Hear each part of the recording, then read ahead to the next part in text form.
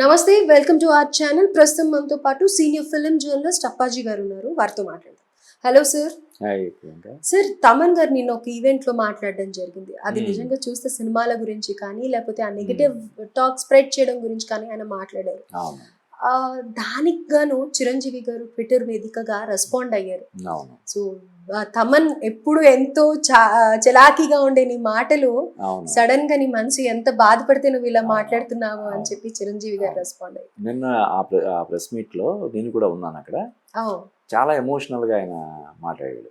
Okay. అంటే ఒక పక్క తెలుగు సినిమా ప్రపంచవ్యాప్తం అవుతుంటే రోజు రోజుకి పరిధి పెంచుకుంటూ విశ్వవ్యాప్తం అవుతున్న ఈ టైంలో మన సినిమాని మనమే కించపరుచుకుంటున్నాం, కువిమర్శలు చేసుకుంటున్నాం అనే దాని మీద ఆయన ఆగ్రహాన్ని ఆవేదనని వ్యక్తం చేస్తూ మాట్లాడాడు. దాన్ని అభినందిస్తూ చిరంజీవి గారు కూడా ఇప్పుడు ట్వీట్ చేయడం జరిగింది.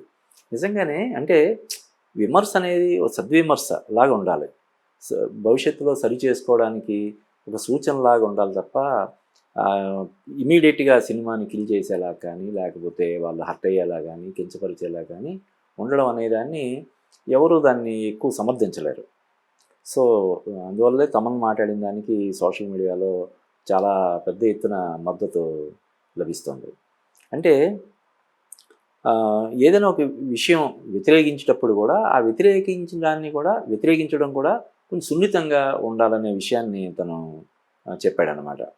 యాక్చువల్గా అంటే పర్టికులర్గా ఒక సినిమా గురించి ఆయన ప్రస్తావించకపోయినా కూడా ఏదైనా ఒక సినిమా రిలీజ్ అవ్వగానే పని కట్టుకొని నెగిటివ్ ట్రోల్స్ చేయడం అనేది ఈ మధ్య ఒక ట్రెండ్ లాగా అయిపోయింది. సినిమా ముందు నుంచి కూడా, సినిమా రిలీజ్ అయిన తర్వాత మాత్రమే కాదు, సినిమా ముందు నుంచే ఆ ట్రోలింగ్ అనేది స్టార్ట్ అయిపోతుంది.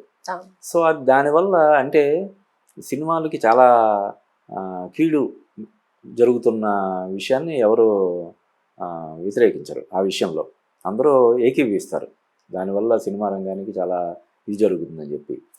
కాబట్టి అందరూ అంటే ముఖ్యంగా సినిమా రంగం మీద ఆధారపడి ఉన్నవాళ్ళు ఈ విషయంలో ఇటువంటి దీన్ని ఖచ్చితంగా ఖండించాల్సిన అవసరం ఉంది. ఆయన ఏం చెప్పాడంటే, ఎవరైతే నిర్మాత వల్ల మనం అందరం హ్యాపీగా ఉంటున్నామో ఆ నిర్మాత ప్రయోజనాలకి భంగం కలిగించేలాగా కొందరు వ్యవహరిస్తున్నారు.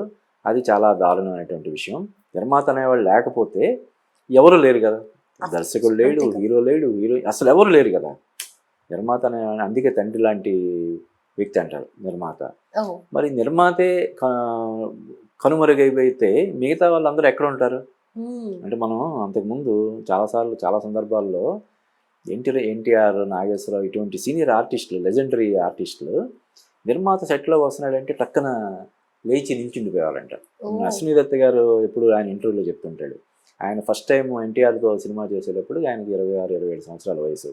అప్పటికే ఎన్టీఆర్ పెద్ద స్టార్, సూపర్ స్టార్. సో అయినా సరే అశ్విని దత్ గారు సెట్కి వస్తున్నాడంటే ఈయన లేచి నిల్చునేవాడంట. పక్కన లేచి నిల్చుంటే అశ్విని దత్ గారు కంగారు పడిపోయి, ఇదేంటి బాబు ఎన్టీఆర్ గారు నన్ను చూసి లేచి నిల్చుంటున్నాడు ఆయన అని చెప్పి. అంటే గౌరవం, నిర్మాత ఈ సినిమాకి నేను ఆయన కోసం పనిచేస్తున్నాను, ఆయన ఇచ్చే పారితోషికం తీసుకొని ఈ సినిమా యాక్ట్ చేస్తున్నాను కాబట్టి ఆయనకి నేను గౌరవం ఇవ్వాలి అనే ఉద్దేశంతో ఈయన చేస్తున్నటువంటి ఇది ఆయన బిత్తరపోయి అసలు సినిమా సెట్కి వెళ్ళడం మానేశాడండి ఆయన. ఎందుకంటే ఆయన సెట్కి వెళ్తే పొరపాటున ఎన్టీఆర్ గారు లేచి నిల్చుంటున్నాడు. ఇది ఎక్కడ ఇది అంటే అశ్విని దత్ గారు ఎన్టీఆర్ మీద వీరాభిమానంతో ఆయన కెరీర్ అంటే ఫస్ట్ వేరే సినిమా ఓ సీత కదా ఓ సినిమా పార్ట్నర్షిప్ మీద చేసి తర్వాత నేరుగా ఎన్టీఆర్తో సినిమా చేశాడు. అశ్విని దత్ గారు ఎదురులేని మనిషి అనుకుంటా సినిమా పేరు. అది ఆయన ప్రతి సందర్భంలో కూడా చెప్తుంటాడు. చాలామంది హీరోలు ఎంత పెద్ద స్థాయికి వచ్చినా కూడా నిర్మాతకి ఇవ్వాల్సినటువంటి గౌరవాన్ని నిర్మాతకి ఇస్తారు. ఎందుకంటే నిర్మాత వల్లే మేము అనేది. మరి అటువంటి నిర్మాత ప్రయోజనాలకు భంగం కలిగించేలాగా, అంటే ఒక సినిమాకి నష్టం కలిగించడం అంటే నిర్మాతకి నష్టం కలిగించడమే కదా, అటువంటి చర్యలు చేయడం అనేది మంచిది కాదు అని ఆయన ఆవేదనపూర్వకంగా అప్పీల్ చేశాడు. దాన్ని అందరూ పాటించాల్సినటువంటి అవసరం ఉందని నేను భావిస్తున్నాను. అయితే సార్, మీరు ఇప్పుడు గత కొన్నేళ్లుగా దగ్గర 25 to 30 years పైన మీరు ఫిల్మ్ జర్నలిస్ట్గా పనిచేస్తున్నారు. అయితే అప్పట్లో మీరు చేసే ఒక సినిమా గురించి రివ్యూ క్రిటిక్ అనేది వాళ్ళకి సినిమాలో ఏ పాయింట్స్ నెక్స్ట్గా సినిమాలో ఏవి మైనస్ అయ్యి ఎలాంటివి నచ్చుతున్నాయి అనే అంశాల మీద మీరు కాన్సన్ట్రేట్ చేసి ఆ సినిమా గురించి చెప్పేవాళ్ళు. కానీ ఇప్పుడు డిఫరెన్స్ చూస్తూ ఉంటే ఇంతలా వీళ్ళు బాధపడిపోయేలాగా సినిమా వాళ్ళు బాధపడిపోయి నెక్స్ట్ సినిమా తీయాలంటే భయపడిపోయేలాగా ఉన్నాయి కదా. అయితే మీరు ఈ కొత్తగా వచ్చే ఈ రివ్యూవర్స్కి కానీ లేకపోతే క్రిటిక్స్ చేస్తున్నాం అనే వాళ్ళకి కానీ మీరు ఏం చెప్తారు సార్? అంటే మీరు ఆల్రెడీ ఇప్పుడు అన్నారు జాగ్రత్తగా చెయ్యండి అని, కానీ కొన్ని పాయింట్స్ ఏమన్నా ఉంటాయి కదా సార్ మీ ఎక్స్పీరియన్స్ లో మీరు అంటే ఇప్పుడు రివ్యూల టాపిక్ వచ్చింది కాబట్టి చెప్తున్నాము. సినిమా రివ్యూల వల్ల ఒక సినిమా విజయం అన్ని పూర్తిగా మనం ప్రభావితం చేయలేము ఎవరూ కూడా. అంటే బ్యాడ్ రివ్యూస్ వచ్చినంత మాత్రాన కొంతమంది పనిగట్టుకొని ఒక 10 మంది కూడబలుక్కొని లేదంటే ఒక సిండికేట్ లాగా అయిపోయి ఒక సినిమా గురించి నెగిటివ్ రివ్యూలు ఇచ్చినంత మాత్రాన ఆ సినిమాని మనం ఏమీ చేయలేము.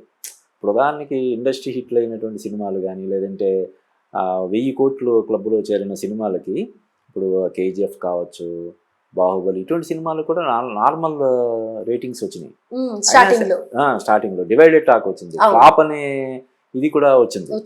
బాహుబలి సినిమా ఫ్లాప్ అని చెప్పి ముందు అన్నారు. అది రాజమౌళి గారు చాలా ఇంటర్వ్యూలో ఆయన చెప్పాడు. ఆయన ముందు వాళ్ళకి వచ్చిన ఫీడ్బ్యాక్ ఫ్లాప్ అని. కాబట్టి కేవలం రివ్యూస్ వల్ల ఒక సినిమాని హిట్ చేయలేము. అంటే మేనేజ్ చేసి రివ్యూ రైటర్లు అందరినీ మేనేజ్ చేసి ఒక సినిమాకి 3.5 రేటింగ్ ఇచ్చినంత మాత్రాన సినిమాలు హిట్ అవ్వవు కమర్షియల్గా. కొంతమంది పనిగట్టుకొని రేటింగ్ తక్కువ ఇవ్వడం వల్ల కూడా దాన్ని మనం ఇది చేయలేము. కాకపోతే ఏంటంటే అప్పటికి ఇప్పటికి ఎలా అని నువ్వు అడిగావు కాబట్టి, అప్పట్లో ఏంటంటే రివ్యూస్ అనేవి వారపత్రికల్లో వచ్చేవి మ్యాక్సిమం. దినపత్రికలు ఈ రివ్యూలు ఇటువంటి జోలికి వెళ్ళేవి కాదు, వారపత్రికలు వచ్చాయి. అంటే సినిమా రిలీజ్ అయిన తర్వాత ఒక వారం రోజులు, ఒక్కొక్కసారి 15 రోజుల తర్వాత వస్తుండేవి. జనరల్గా ఫ్రైడే ఒక రిలీజ్ అవుతుండేవి సినిమా మ్యాగజైన్స్. సినిమాలు ఫ్రైడే రిలీజ్ అవుతుండేవి, ఇవి ఫ్రైడే. కాబట్టి ఆ ఫ్రైడే చూసి రివ్యూ ఇస్తే నెక్స్ట్ ఫ్రైడేకి వచ్చేది. ఆ వారం రోజులు టైం ఉండేది.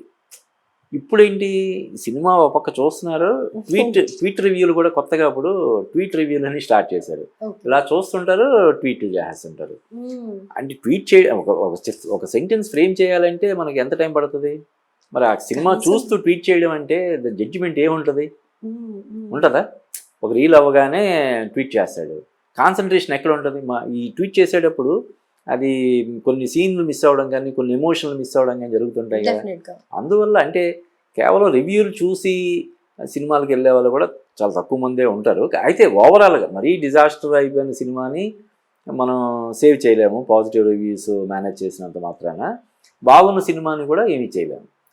అయితే దీన్ని మనం ఇప్పుడు ఈ సోషల్ మీడియా వచ్చిన తర్వాత ఫేస్బుక్ కానీ లేదంటే ట్విట్టర్ కానీ ఇవన్నీ వచ్చేసిన తర్వాత ఫలానా వాళ్ళు మాత్రమే రివ్యూ రైటర్స్ అని కాదు కదా. ప్రతి ఒక్కరు కూడా ఫేస్బుక్లో అకౌంట్ ఉన్న ప్రతి ఒక్కరు కూడా రివ్యూ రైటరే, ట్విట్టర్లో ఉన్న ప్రతి ఒక్కరు రివ్యూ రైటర్సే. వాళ్ళ అభిప్రాయాన్ని వాళ్ళు వ్యక్తం చేస్తుంటారు స్పాట్లో. బాగుంది, బాగాలేదు, బాగుంది, బాగాలేదు, టపడవడగా చెప్పేస్తుంటారు. ఇది మనం ఎవరు దాన్ని ఒక నియంత్రణ చేయలేనటువంటి ఒక క్లిష్టమైనటువంటి సమస్య అన్నమాట. కాబట్టి అంటే ముందు నుంచి కూడా ఆ సినిమా గురించి జనాల్లో కొంచెం పాజిటివ్గా వెళ్ళేలాగా ఇప్పుడు సంక్రాంతికి వస్తున్నాం సినిమా ఉంది, అద్భుతమైనటువంటి ప్రమోషన్ తోటి ఆ సినిమాని నిలబెట్టడం అంటే ఒక రేంజ్. అంటే మామూలుగా పెద్దగా ప్రమోషన్స్ లేకుండా సినిమా వచ్చినట్లయితే ఒక మాదిరి హిట్ అయ్యి ఉండేది. ఈ సినిమా ప్రమోషన్ చేయడం వల్ల ఏంటంటే ఆడియన్స్ ఫిక్స్ అయిపోయారు ఈ సినిమా చూడాలని. ఈ విషయంలో మనం విక్టరీ వెంకటేష్ని మనం ఎంతైనా అభినందించాలి. అదే ఆయన అంత అంటే one of the biggest heroes కదా. నలుగురు అగ్ర హీరోల్లో ఆయన కూడా ఒకటిగా ఎప్పటి నుంచో ఉన్నాడు, ఇప్పటికి కూడా అదే పొజిషన్లో ఉన్నాడు. అటువంటిది ఆయన ఒక స్టెప్ ముందుకేసి ఇంత అద్భుతంగా ప్రమోట్ చేయడం అనేది, ఇప్పుడు దిల్ రాజు గారు కూడా ఆయన చెప్తున్నాడు ఈ సినిమాని ఇంత అద్భుతంగా ప్రమోట్ చేయడం వల్ల ఈ రేంజ్ సక్సెస్ వచ్చింది మాకు అని చెప్పి ఆయన ఓపెన్గా ఒప్పుకుంటున్నాడు. ఆయన ఇది ఒక రెఫరెన్స్ లాగా భవిష్యత్తులో ఏదైనా సినిమా ఈ రేంజ్లో ప్రమోట్ చేస్తే తప్ప జనాలు రాని పరిస్థితి ఉంది. కాబట్టి ప్రతి హీరోలు కూడా సినిమాల్ని ఇప్పుడు బాలీవుడ్లో అలాగే చేస్తుంటారు. అవును సార్. ఒక సినిమాని తీయడానికి ఎంత కష్టపడతారో దాన్ని ప్రమోట్ చేయడానికి కూడా అంత కష్టపడతారు.